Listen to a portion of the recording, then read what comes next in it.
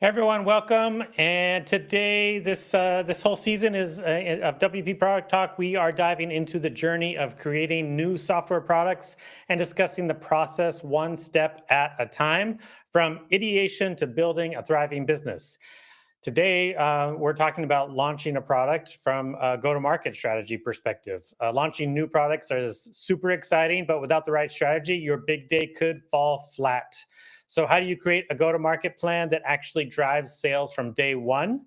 In this episode of WP Product Talk, we're diving into the key strategies, common mistakes, and real-world tactics that make or break a product launch. Whether you're a first-time founder or a seasoned pro, this conversation will give you the tools to start strong and scale fast. So let's get into it. This is WP Product Talk, a place where every week we bring you insights, product marketing, business management and growth, customer experience, product development, and more. It's your go-to podcast for WordPress product owners by WordPress product owners. And now, enjoy the show.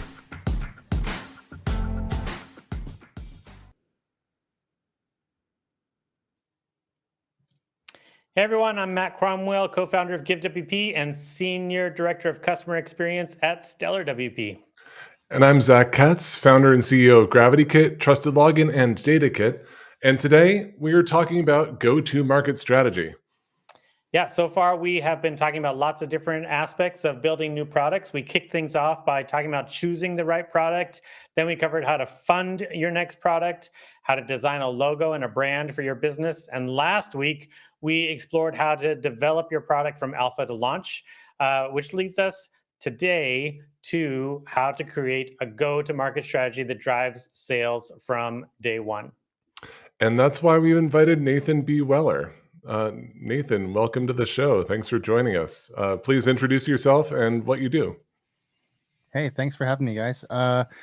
So my role currently is Senior Product Marketing Manager at the Events Calendar, part of the Stellar universe. And I'm currently but actually finishing up and following through on a go-to-market strategy for one of our newest product releases. So this is a good time. 100%. Thanks so much for being here. Glad you're here. This is Nathan and I go way back. We used to talk in the hallway track all the time about marketing stuff. And I've always said that there's a few folks who actually know what they're doing, and I'm not one of them, but Nathan definitely is. So I'm really glad to have you here, man. Thanks. Appreciate it. First up, we really always try to talk about why folks need a go-to-market strategy, why it's so important, why even create one in the first place. Can we just like flip the switch and start making sales, or does there need to be some sort of, of course, that's why we're having an episode. Like, we need to have some sort of strategy, right? So, Nathan, I'd love to hear your perspective first. Just what is your thought process when you're thinking about a new product is coming out? We're getting ready for a launch one way or another. Why do we need to prep so much? Why do we need to think so much? Why do we need to have plans in place? What's the significance of this aspect of building a product? Well, my worst nightmare as a marketer is someone to come to me and be like, "We have this product. We want you to sell it. It's amazing. We're really confident in it. Go do that." And then to find out that there's been like no product market fit, work done yet. So like the product's created, but no one knows if anybody wants it. So that's like terrifying to me because it really is like setting you up for failure. So I feel like the first stage of any good go-to-market strategy is that product market fit, and you have to make sure that's done. And unless you are the product owner yourself, like that's not necessarily part of what you're going to do. So as the pure marketer, that wouldn't really be something that I do, because they would already have created the product. So if I'm brought in at the very, very beginning, then sure, I can help out with that process. But basically, you got to know if people are going to want your product, and then from there you can go, okay, cool. Now how do we talk to them? Yeah, absolutely. What are some of the questions you consider when you're kind of like thinking through, like, I mean, you said a little bit that you're working on something right now. What are some of the things that you try to think through as you're preparing for this? Specific to product market fit or just in go to market strategy in The general? market strategy stuff, yeah. So for me, the big things that I focus on are zeroing in on the target audience, assuming that there is a fit for the product. I want to know as much as I can about who's going to be using it. What are the specific use cases? What are the specific challenges? Why would they choose this product instead of another? Um, those are all just the Yeah. easiest ones to start with, and they're also going to be the most insightful ones. Like once you can identify a person, and ideally a real person, so you can go talk to them, like get them on the phone or on a call, and just say like, "Hey, tell me about what you're currently doing. Why does it suck? Yeah. And how and what solution are you looking for?" Right? Like so, a great example is the we launched seating not too long ago, which is Mm, an add-on for event tickets that allows people to create assigned seats for their venue and sell assigned seats. So who's out there creating or who could benefit from this who can't either afford a high-end solution like something that might be implemented at a stadium or a big arena. Well, we found small independent theaters and clubs mm, were regularly having, they're a venue that has literally stationary seats that they try to fill every night if they can. And we know based on the initial research that if they can sell an assigned seat, they can create pricing structures that take the exact same seating arrangement and make it more profitable. So mm. all of a sudden that was, hey, get this relatively cheap product and, double, triple your revenue over the course of time. I love it. Yeah. No, that's a And good one. I often talk with a lot of different product founders about these types of things. And whenever they talk about like going to launch, they're going to launch their thing, and you ask them like, well, who's your target audience? You're like, well, WordPress users. I mean, and Mhm. often it just ends up being so kind of like bland, like people who build websites. But I love how you're zeroing in on like, no, these are like people who are running a business, who have a theater and they need to get butts and seats. Um, and that's who we're going to try to speak to. Yeah, I and they love want that. more money per butt. Yeah.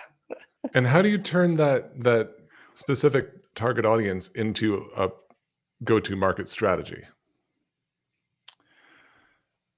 So then it becomes just like any other marketing campaign in a lot of ways. Then you just get down to, okay, what's our message for this audience? What are the formats we're gonna package that message in, and what are the channels we're gonna distribute those packages in? Hmm. Um, Additionally, I would say that, when you're looking holistically and not just at marketing, there is a lot of other concerns, such as, how is support going to handle questions from this group? How are we going to follow up with them after they purchase to make sure they're successful with the product? So, if you're a bigger organization or if you have a team where the roles are divided, like we do at the events calendar, then other teams are going to be involved. They'll create um, resources for those specific needs. But what's great about that is even if you're by yourself, it's still a good idea to do that because all of those things inform each other. And once you go, here's how I'm going to follow up with people, you go, oh, well, maybe we should not wait until they have that problem. We should preempt it with a video about that or a blog post about that or a knowledge base article about that. And you just start to really refine your message as you try to go, okay, how are we going to approach this from every angle? And everything kind of refines each other and gets more and more honed in on exactly what you want to say, how you want to get the product into their hands, and how you want to see them succeed with it. Yeah, I like that. I think there is also a big difference between like the events calendar that is able to launch seating for event tickets because of an existing audience that they've already won over lots of years, and a new product that's going to market for the first time. And Hmm. I think it's important for this conversation that we try to like balance both in many ways. if we're thinking about the brand new folks who are trying to launch a product for the very first time, they don't have a built-in audience. They don't have an email list. What are kind of the channels? Like one thing that you mentioned earlier is like we think through the tone and the audience, and then we got to hit those channels. What are some of the channels that like a new product owner would be looking into? What's your take on that? I have a couple thoughts. I want to share a couple things. Sure. Well, to be honest, I've never done a product launch where there weren't already established channels because I've always worked in WordPress and I've always worked for companies who, um, if they didn't already have a large audience, I had been part of creating their audience for Yeah. years, So, um, what I would say though, because essentially what you're getting into at that point, and every other business, no matter who they are and how big their audience is, also has to face this challenge is new customer acquisition. So then you're just thinking in those terms. And right now, I would say some of the most effective, quick new customer acquisition channels are PR and like influencer marketing, Mm, um, and paid advertising. Obviously, in the WordPress space, especially SEO is huge. It's probably always going to be huge. It's a big deal, but it's slow. So if you're like, I need this thing to hit and I need to make money right now, because I got bills to pay, um, I would encourage you to look into stuff that has a much faster turnaround. Um, and right now, especially with all the disruption in the SEO world at the moment with AI, any SEO strategy is going to be a long-term play, and it's getting dicey. So I would say go for your mm. short-term wins. Try to figure out how you can piggyback off of other people's established audiences, which is exactly what you do with influencers. Yep. Love it. Yeah, part of the problem with starting fresh is that you don't have any revenue coming in. Like with a brand new product, you don't have any revenue, you don't have any existing customers, and you still need to find a way to market. And I recommend if you're starting a product, start building your list right now. Put up a landing Mhm, page right now with an email form so that you gather a list, you keep them updated with what you're working on, and you start building their interest and piquing their interest so that instead of them uh, not knowing that your product exists, they remember your product exists, they're looking forward to your product, and they will buy it on day one. Because mhm, um, pro- pay per click is expensive. Influencer marketing, my marketing lead and I were just talking about this today.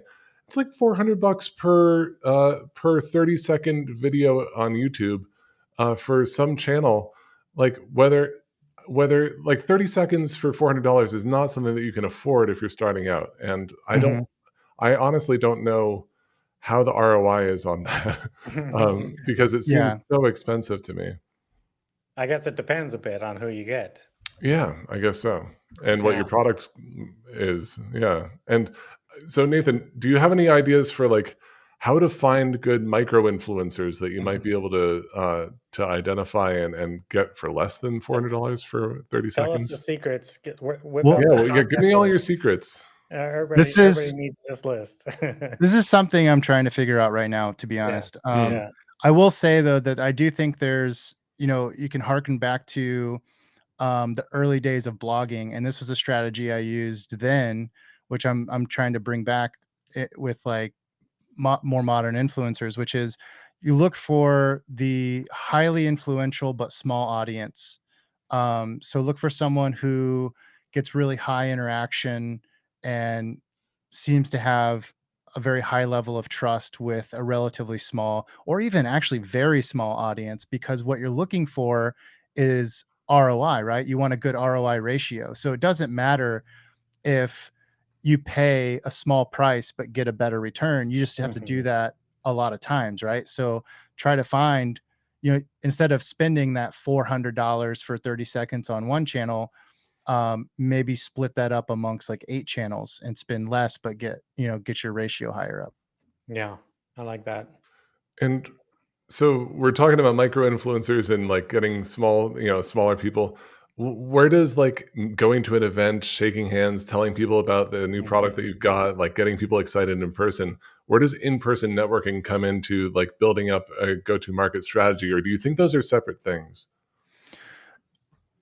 I think they can be related. I don't think they're inherently connected, but if you're talking to the right people, of course they're connected.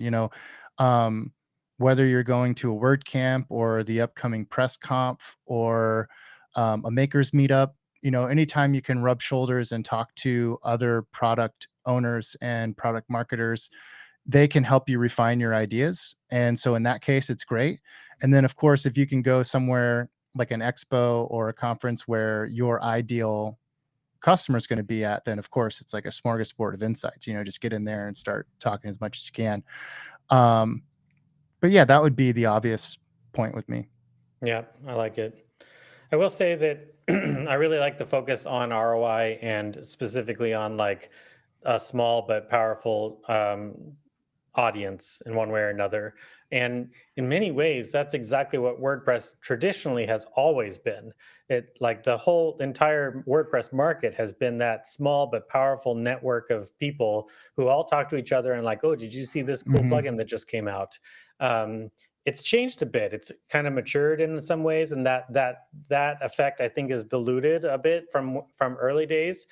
But I still find overall that even just having a strong presence on WordPress.org still is a big deal. Like making sure that if you're going to do a freemium model, of course, that you get your free plugin out there and then you start contributing really actively with your profile on the support forums, and also contributing in conversations in WordPress Slack and things like that. I actually still find that type of like boots on the ground networking effect can still be really, really beneficial overall, because people really are paying attention in that area, and they see, oh, there's a new something. There's a new calendar plugin that's coming out over here.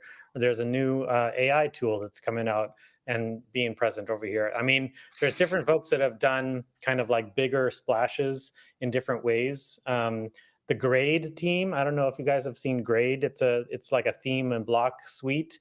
They're in Germany actually, but they've been doing a lot of big sponsorships at WordCamps, and they came out pretty strong. And people are talking about them more and more, and that's been really interesting. Omnisend, of course, is like a huge company, but they have been really promoting their presence at WordCamps a lot recently. And I don't see a lot of what they're doing outside of WordCamps at all. But I've been paying attention to Omnisend because of their investment in WordCamps. So I do think that type of marketing strategy still can work in some ways. But to me, it does feel a little bit like what you were saying, Nathan, about organic SEO.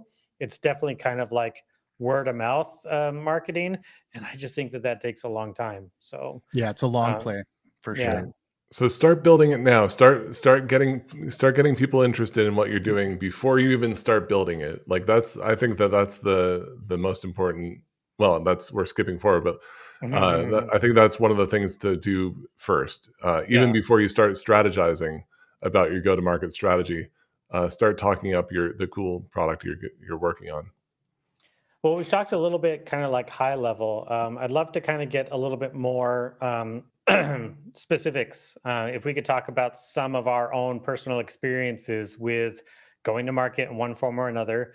Nathan mentioned the seats add-on recently. That one was a big deal. It's a really cool add-on, by the way. I don't know if folks have seen that, but it's really powerful. I mean, it's one of those things where you don't think about how challenging it is to create a diagram of seats and have people pick individual seats and actually do a checkout from that. Like, it's not an easy thing, actually. And the team really Mm-mm. pulled it off really, really well. Even just calendars all by themselves are actually super complex. And people don't realize how challenging a calendar can be. But I'm getting a little bit sidetracked. But I'd love to hear some specific examples. Zack, do you have a specific go-to-market campaign or tactic or thing that you've done recently that you can highlight for us? Yeah, I've said on the show before that for Gravity View, when I launched that, I had been building the list in gathering email addresses, and on the day of the launch, it was not the first email that I sent. I sent emails a week ahead, like a couple days ahead, the day ahead, and then the launch happened, and I got $4,000 in sales on the first day because I'd built the list, I'd built interest in it. But now, 10 years later, one of the things that we're doing right now is we're working on Gravity Kit. We're having an Elementor integration for Gravity View, where you can totally configure Gravity View baked into an Elementor widget that I think is one of the best Elementor widgets out there. I haven't seen anything take as much care with the UX as we are doing. That's And awesome. so what we are talking about internally is, okay, we are reaching out to Elementor and talking to them to find out how they can help promote this, since it's an integration with their products. Finding out the customers who have had this problem, making sure that what we're building is still addressing what their what their problem is, and engaging them as advocates for our success with the product. Like, because people who are into Elementor or into a niche, like let's say they're into calendars or events, an event venue owner, they know other event venue owners that have this exact same problem, that might be paying tens of thousands of dollars a year for a crappy solution, that would be very interested in your seats solution. So finding other people that are interested, and then they could spread the word. So that's the type of thing that we're doing with the Elementor widget for Gravity View. But one of the big things that, Nathan, you brought up earlier, getting the support team up to date.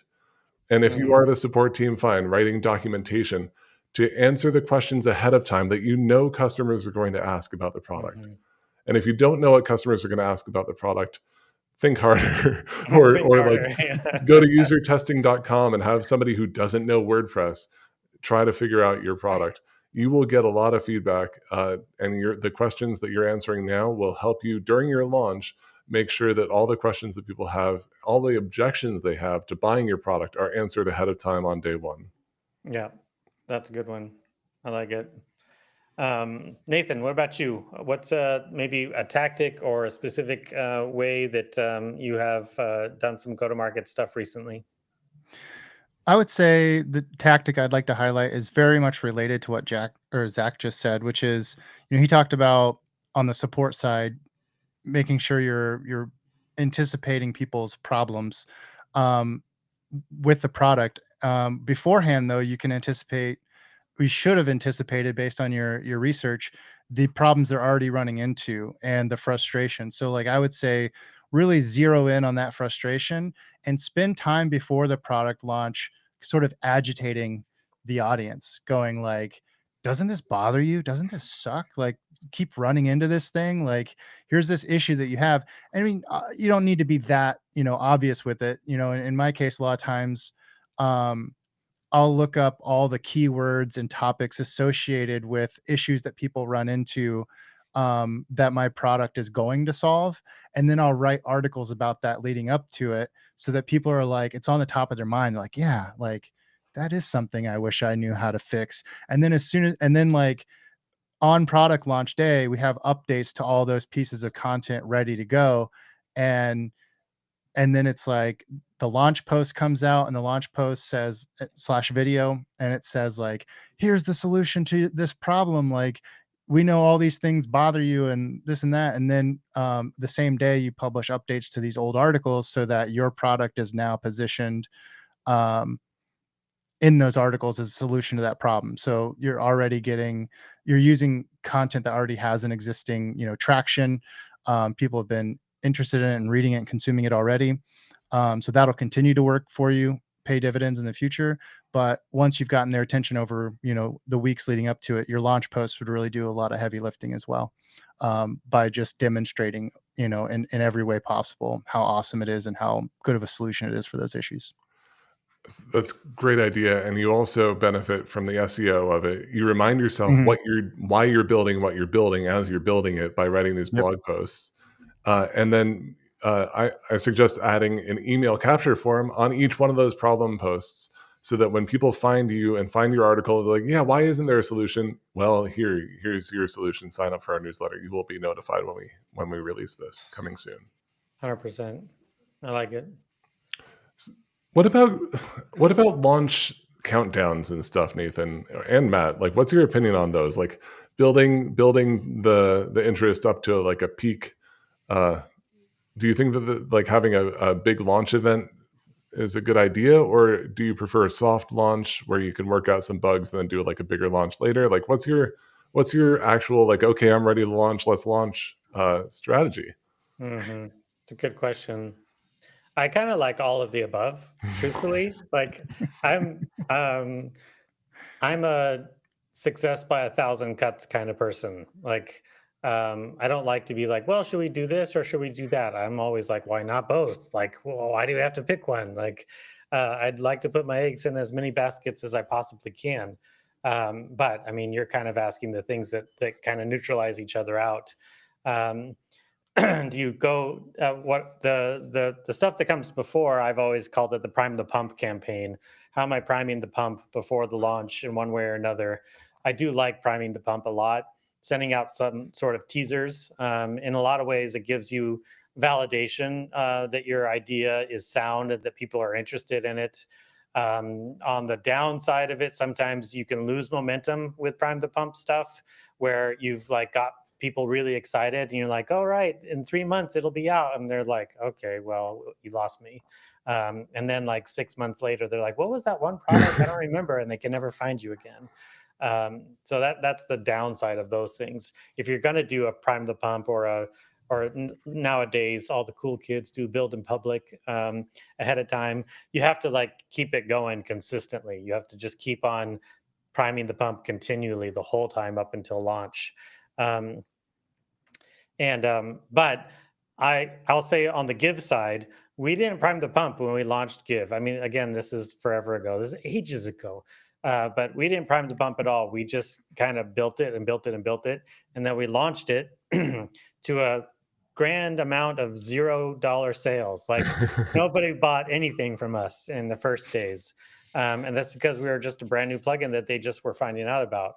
But what I actually liked about it at the time was that the minute they found out about us, they had the opportunity to install us and kick the tires. And it ends up that on with Give in particular, we found over time it takes folks about 2 months to kick the tires before they're willing to actually purchase something. Nonprofits tend to be a little bit choosier, and so they need to validate for a while. They maybe have to get like board approval and things like that. So it actually was really useful that we launched first, primarily with the free plugin and only with a couple paid add-ons. But it meant that they landed on a mature, really slick website that was designed for them. Everything was already, optimized. We already had a blog going. That's where we put all of our time is basically creating a website that was made to impress and not look like a hobby or a side project. And I think that helped a ton. We definitely did lean a lot on the PR front too, like Nathan was highlighting. Um, at the time, I definitely had a lot of, I try to maintain a lot of WordPress contacts as much as I can. And so as we were leading up to launch, I definitely reached out to WP Tavern ahead of time. At the time, they definitely had a lot bigger reach and things like that. And told them about what was coming and told them the date and all that kind of thing, and reached out to a bunch of other people who were publishing things at the time. WP Mayor was big at the time. And that I think also helped a bunch. And after we launched, I would follow up with those who I hadn't seen articles from yet. I was like, hey, you haven't written about us yet. Like, can I give you a quote? Like, when is that going to come out? And I definitely was pushing the PR side heavily. And I got affirmation that worked because I kept hearing people say, gosh, you guys are everywhere. I just keep seeing articles and stuff about GiveWP. Like, it must be awesome. I was like, well, have you installed it? Not yet. I said, well, what's the deal? Install it today. So I do like that approach, but it's a whole lot of work up front. And then it's a whole lot of waiting after launch too. And it's got to be really consistent. So you have to budget for that. You have to have something that you're already planning to pay yourself with in one form or another until those sales start to come in on their own slowly. So I love what you said there about be everywhere. I think, the more I hear from marketers who are trying to navigate the challenges of AI and declining SEO and figuring out what's the new what's the new thing? And the consensus, if there is one, is there is no new thing. Just be everywhere. Be everywhere someone's looking for or having an issue that your product solves. So I think that's really important. I don't think there's a set strategy for that. I think it's very much what you said, which is just start, and every new opportunity you see, take it and just keep building your sort of a network of um, places where you're active. Back when I was doing event promotion, locally, like in-person event promotion without digital stuff. This is really long time ago, but we would have a map, a Google map with pins in it of every single establishment in the city that allowed you to put up a poster or leave flyers or whatever at the register. And that's what we did. So every time we found a new one, we added a pin. And so that every event that we had, we knew how many things to print up, and we would just be everywhere. So basically, if you're going from business to business in town, chances are you would see our flyer in like every, in multiple businesses. So that was invaluable.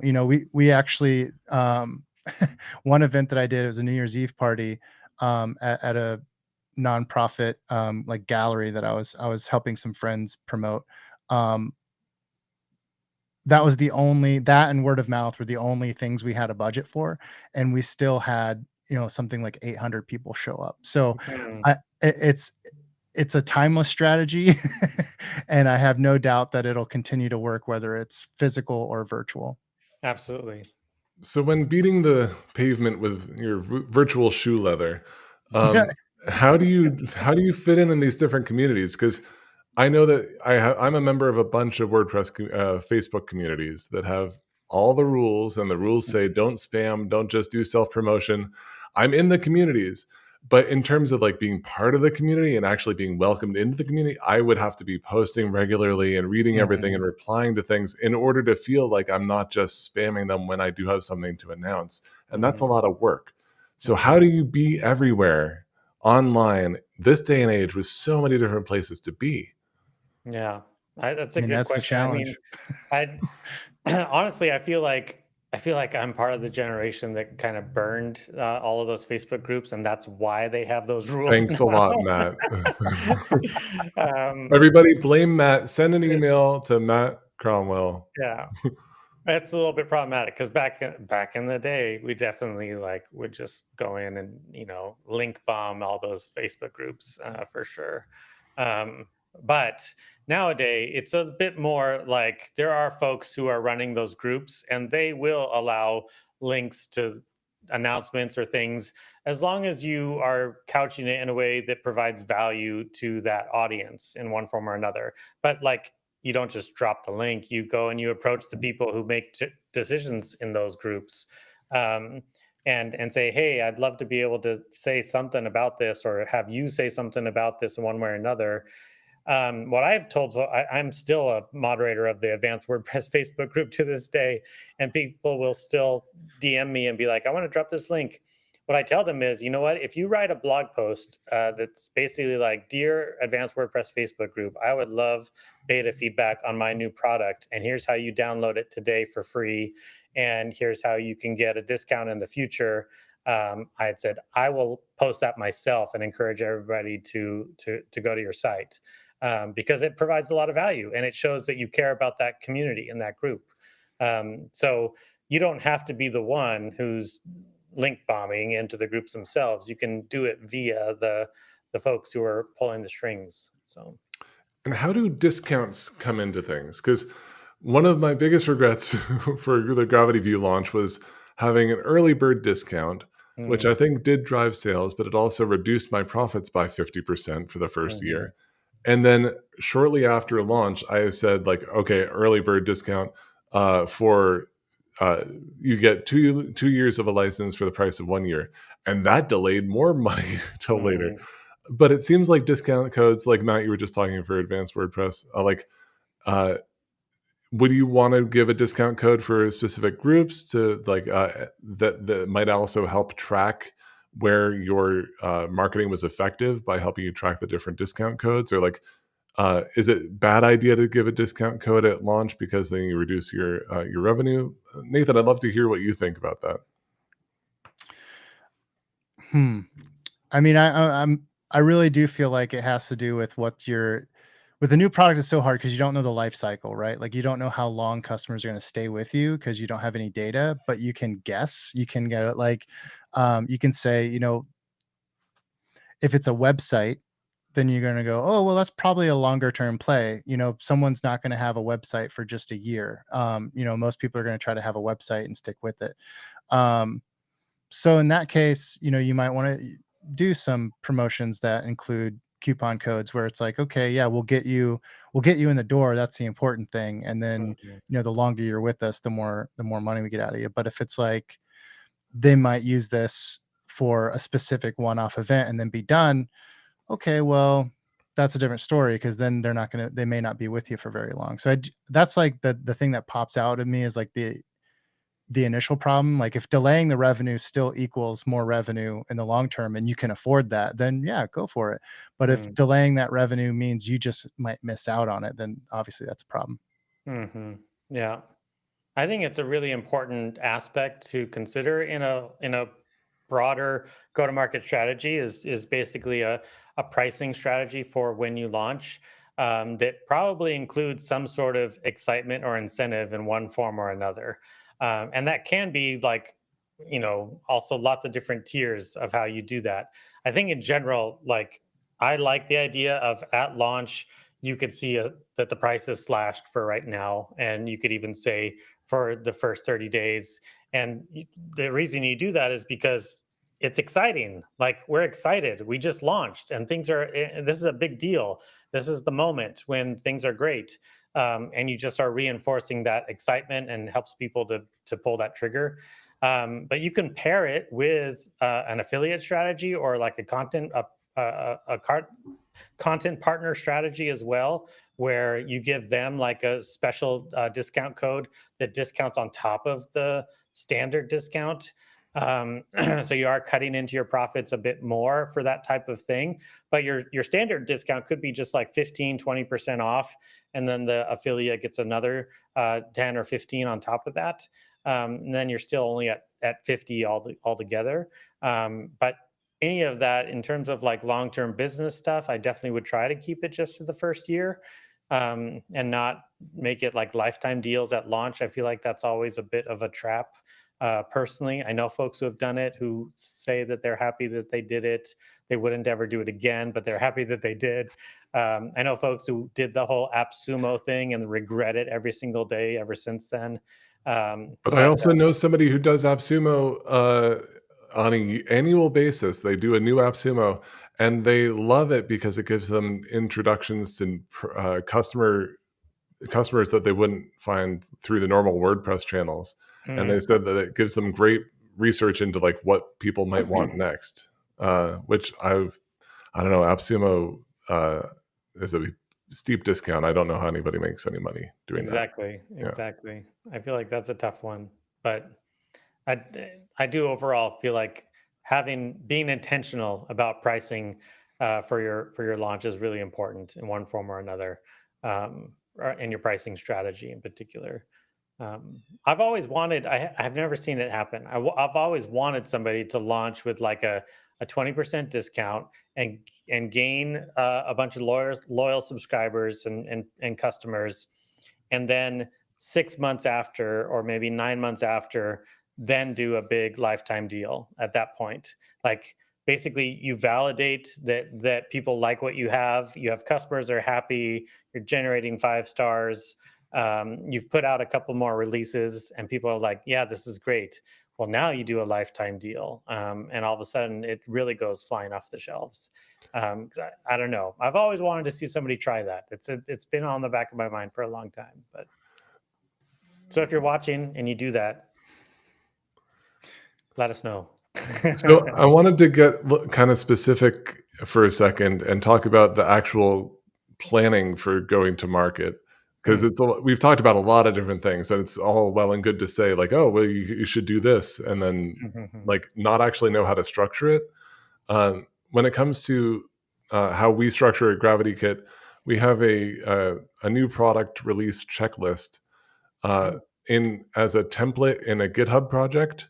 So when we have a new product release, we clone the template, we create a new project, and it has a bunch of items to do, including generating translations and making sure that like the development side of it is good, and the EDD, like the setting up the product, is correct. But part of that is reaching out to the potential partners that might be interested in the release, finding blog and newsletters that might be a good place to promote or to let know if they're free. So we have a GitHub Kanban board layout where we can have in progress, done, and like a list of backlog items that we can track and assign as we go. How do y'all do your planning for the releases? More or less the same, but with Asana.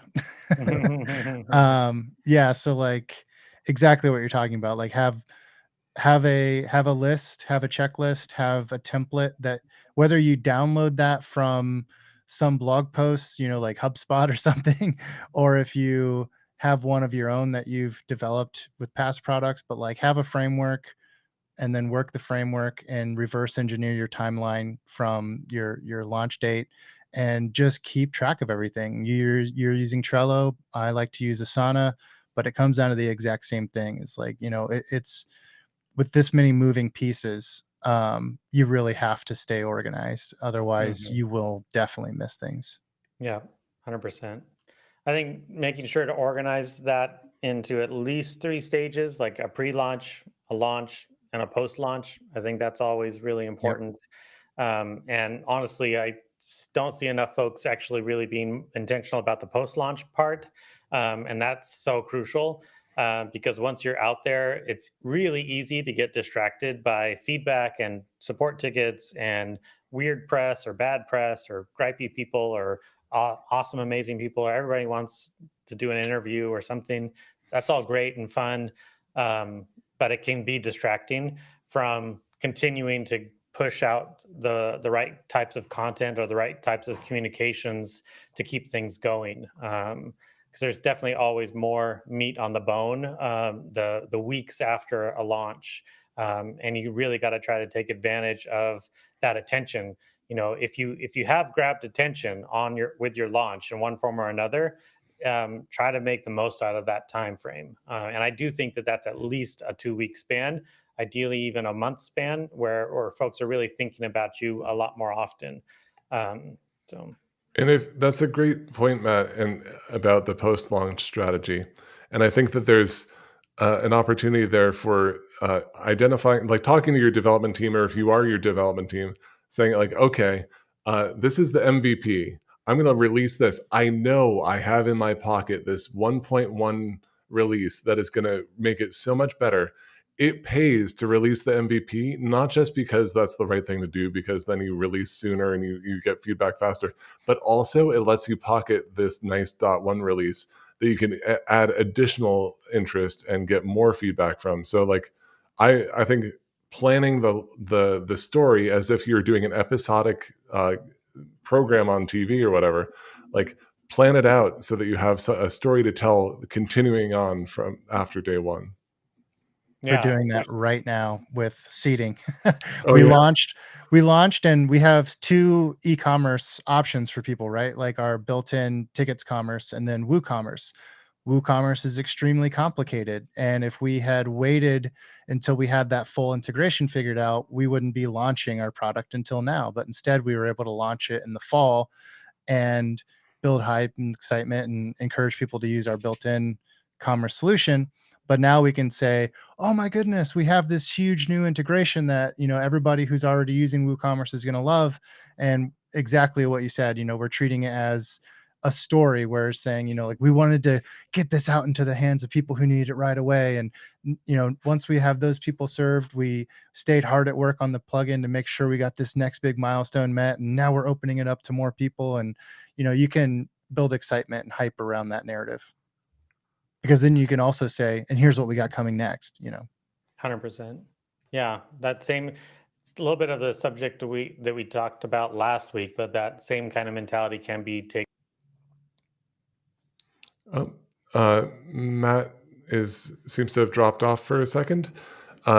So I guess, Nathan, with that in mind, let's move on to best advice for people who are trying to prepare a go-to-market strategy.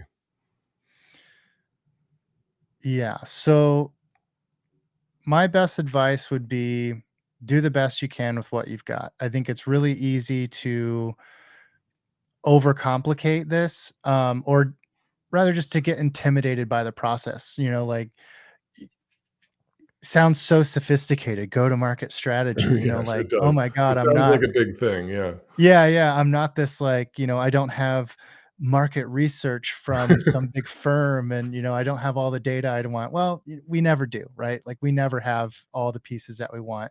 Um, like I said earlier, find a framework, create a framework, adjust a framework, whatever you gotta do to have something to work, and then work it. And then learn from it, take notes along the way, iterate. You'll never have all the pieces that you wish you had, when you go to do it. Otherwise, you could just wait around forever and not launch anything, and not bring anything to market at all. So find a framework and work the framework, and just know that nobody has all the pieces to the puzzle that they wish they did. Yeah. I like that. And my best advice, I already said some good advice, which was start building your list, keep it warm, so that when you launch, people are ready for you. But based on what you just said, Nathan, I'm actually going to change my best advice for use ChatGPT, use an LLM. They are your best friend when it comes to this kind of stuff. They excel really, really well. So you can say, "Hey, I'm new to this." If you're new to it, create like what do I need to do, and then what do I do first, and then you could say, "Okay, I did this. What's next?" I find it so hard to do something without talking to somebody and bouncing ideas off of it. And when I look at a checklist, even if I have a checklist, it's really daunting for me to break down that checklist into like smaller pieces and like start working on the smallest thing. ChatGPT has unlocked my productivity because it's so approachable, and I can just say like, "Listen, uh, this has come up. What should I do with this information?" And the thing about LLMs, they'll tell you something, and it'll probably be something better than nothing. So use LLMs. Try to use Chat GPT or similar to unlock your go to market strategy, because I'm sure it'll be better than what you can come up with by yourself. I love that, and I've been learning how other people are using LLMs, and how it's helping them do that exact thing. My favorite one, this has nothing to do with go-to-market strategy, by the Sure, way, but, my favorite one that I just learned about is someone's using ChatGPT as a solo dungeon master for D&D that's because they amazing. don't have a friend group, so they're just saying like, "Hey, write an adventure for me, and let's sit here and play." So those things are super powerful, and I agree. I think you can use them for just about anything, And including you can create a this. custom GPT that says, "Be a supportive business mentor." And if you're about to go to launch, it's like, oh, just type into it like, "Oh, I'm feeling really down. Like, this isn't going to work," and it'll say, "Yes, it is. You can do anything. You be your own best friend when it comes to creating like the feedback loops that you need to be successful." Because I think that that's one place where LLMs are so good. That's amazing. I love that. Well, unfortunately, Matt is not here still, but so I guess I'm going to close the show. That's a wrap. Nathan, thank you so much for joining us. Where can people find you online? Um, you can find me at my website, nathanbweller.com. I post sporadically, and it is just a blog, nothing fancy. Um, I don't stay super active on social media unless it's for my work. So if you want to see me in action for work, you can check out all things the events calendar. Nice.